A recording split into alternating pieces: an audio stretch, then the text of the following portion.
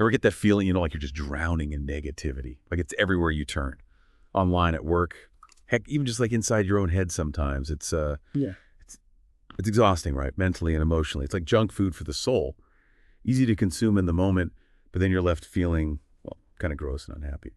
But what if I told you we could be just as mindful about the information we consume as we are about, the food we eat?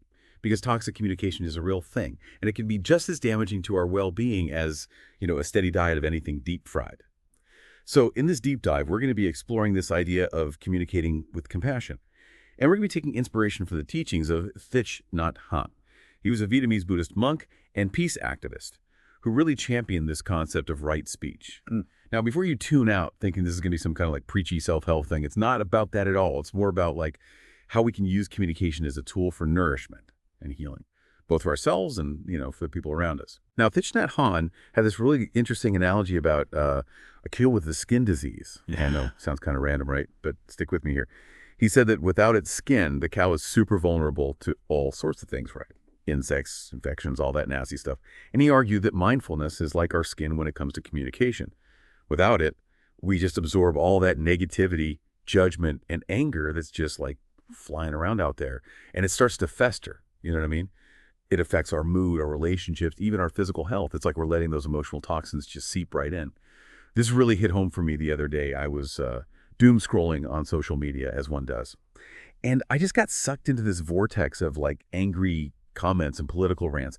And I realized like halfway through that, my whole mood had just tanked. It was like I was literally carrying the weight of all that negativity in my body. It was a serious wake-up call. I was like, okay, I need to be way more mindful of what I'm letting into my mental space. And it's not just the stuff we actively seek out either. So like all that communication we passively absorb throughout the day, ads, news headlines, overheard conversations at the coffee shop, it all seeps in, whether we realize it or not. So being mindful of our communication intake is kind of like curating a healthy media diet for our minds. So how do we actually do this? How do we cultivate this mindfulness in our communication? Well, Thich Nhat Hanh talked a lot about the importance of what he called coming home to ourselves. I know that might sound a little woo-woo, but it basically means reconnecting with our breath, our body, and our feelings in the present moment.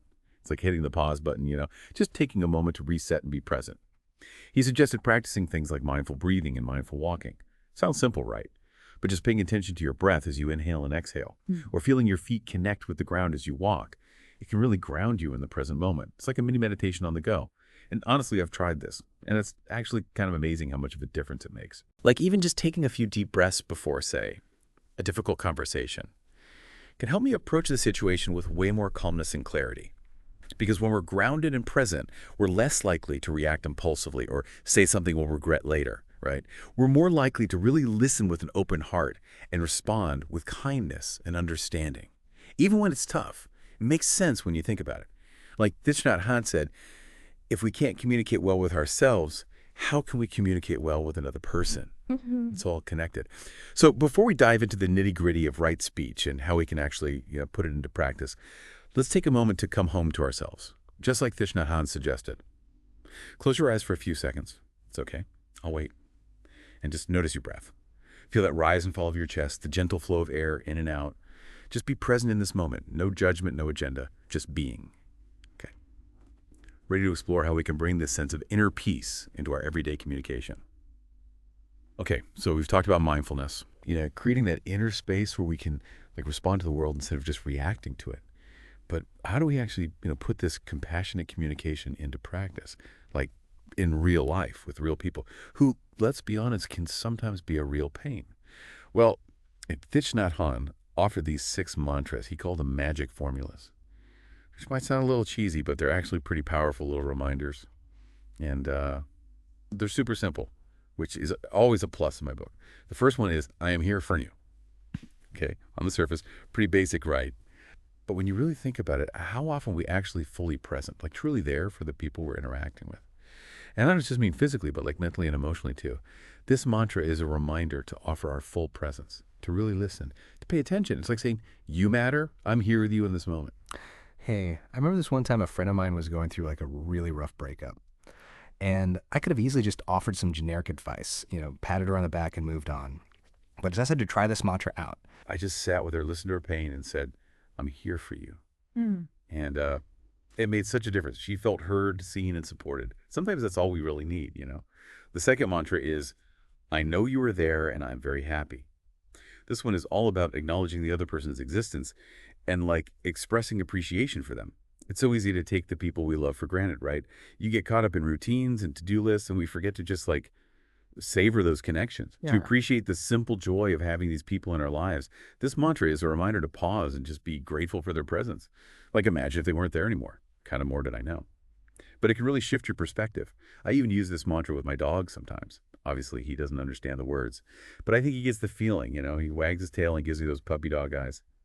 Okay, the third mantra is for when you can tell that someone you care about is hurting. It's, I know you are suffering and that makes me suffer. This one is all about acknowledging their pain and expressing empathy. It's like saying, I see your pain and I care. Sometimes just knowing that someone else gets it, that they're not dismissing your feelings, can make a world of difference, right? It creates this sense of connection and shared understanding. It can be tough to do this, though, especially when you feel like you might be partly responsible for their suffering. You know, it takes humility and a willingness to own your actions, but ultimately it's about recognizing our shared humanity and offering support. The fourth mantra is, I suffer. Please help. This one can be hard, like really hard, especially if you're the kind of person who's used to, you know, putting on a brave face and soldiering on. But it's so important to acknowledge our own vulnerability, to admit when we need help and to ask for it. We don't have to do everything alone, right? I know this guy who struggles with anxiety. He always tried to hide it, you know, pretend everything was fine. But one day he finally broke down and told his partner, I suffer, please help. And it was like a turning point for him. It allowed him to let go of that need to be strong all the time and to finally receive the support he needed. All right, mantra number 5 is, this is a happy moment. Now, this one might seem a little counterintuitive, especially when things are, you know, less than ideal. But it's about recognizing that even in the midst of difficult times, there's still things to be grateful for, moments of joy to be found. It's about choosing to focus on the good, even when it feels hard. Like even when I'm feeling super stressed or overwhelmed, I can look around and find something, anything, to appreciate. You know, the sun shining through the trees, a good cup of coffee, my dog snoring on the couch. It's a little reminder that happiness is often a choice, a matter of perspective. And finally, we have mantra number 6. You are partly right. This one is all about embracing both praise and criticism with, you know, a healthy dose of humility and a willingness to learn. It's about recognizing that nobody's perfect. We all make mistakes. And there's always room for growth. When someone praises us, it's easy to get all puffed up, right? But this mantra reminds us to stay grounded, to acknowledge that we still have things to learn. And when someone criticizes us, it's tempting to get defensive, to dismiss their feedback.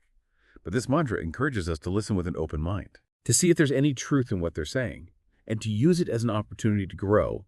So these 6 mantras, as simple as they are, can be really powerful tools for transforming the way we communicate. They're like little reminders to approach our interactions with mindfulness, compassion, and a willingness to connect on a deeper level. And even if we stumble sometimes, even if we forget to use them, just remembering their essence can make a difference in the way we communicate with ourselves and the people around us. So we've explored these mantras, but how do we apply them in those, you know, really tricky situations where communication can get messy and emotions run high? So we've covered a lot, haven't we? We talked about mindful communication as nourishment, that whole coming home to ourselves thing, and those 6 mantras for, well, speaking with more compassion. But let's be real for a sec. Life's not some peaceful meditation retreat, right? Things get messy, we butt heads, and sometimes those communication breakdowns, well, they hit hard. So how do we deal with those really tough situations? You know those times when you just want to chuck those mindful communication principles out the window and just let loose? Well, Thich Nhat Hanh stressed that even, or maybe especially, in those heated moments, compassionate communication is key. He talked about recognizing our own anger, not letting it control us, you know, like understanding that anger is often a sign of something deeper going on, some hurt or unmet need. And instead of just reacting, lashing out, we can try to communicate that need with kindness and clarity. It's not always easy, but it's something to aim for, right? And then there's listening, really listening, even when, or maybe especially when, we totally disagree with what the other person's saying. It's about trying to see their perspective, even if it seems completely bonkers to us. Because often underneath those angry words or hurtful actions, there's some kind of pain or fear driving their behavior. And when we can tap into that empathy, it can open the door to like real understanding and maybe even reconciliation. Thich Nhat Hanh had this practice he called beginning anew. It's about acknowledging past hurts, expressing remorse, and making a conscious choice to communicate more mindfully going forward. It's not about burying stuff or pretending everything's peachy. It's about facing those tough emotions and finding a way to move forward with compassion and understanding. It's like, think about a time you had a massive fight with your partner or your best friend or even your mom. Maybe you said something you totally regretted or they did something that really stung. Now imagine if you could rewind and approach that moment differently. What would you say? How will you listen? How could you shift things from attack and defend to something more constructive, more compassionate? Thich Nhat Hanh even suggested creating a sort of peace treaty with your loved ones, a written agreement to communicate more mindfully and support each other in this. It's a good reminder that communication is a two-way street, right? It takes effort and commitment from everyone involved. And this isn't just for our personal relationships. Thich Nhat Hanh talked about applying these principles in the workplace, in our communities, even in those supercharged political debates that seem to, dominate everything these days. He believed that compassionate communication could help us bridge those divides, understand each other better, and create a more peaceful world. It's a pretty inspiring vision, right? I mean, it's not always easy to live up to this stuff. It takes constant effort, patience, and a willingness to keep showing up, even when it's hard. But I think it's worth shooting for, because when we communicate with compassion, it creates this ripple effect of kindness that can spread out, touching the people around us in ways we may not even realize. So if you could pick just one of these teachings to focus on this week, which would it be and why? How can you bring a little more mindfulness and compassion into your interactions today? Just something to ponder, you know? And thanks for joining me on this deep dive into the art of communicating with compassion.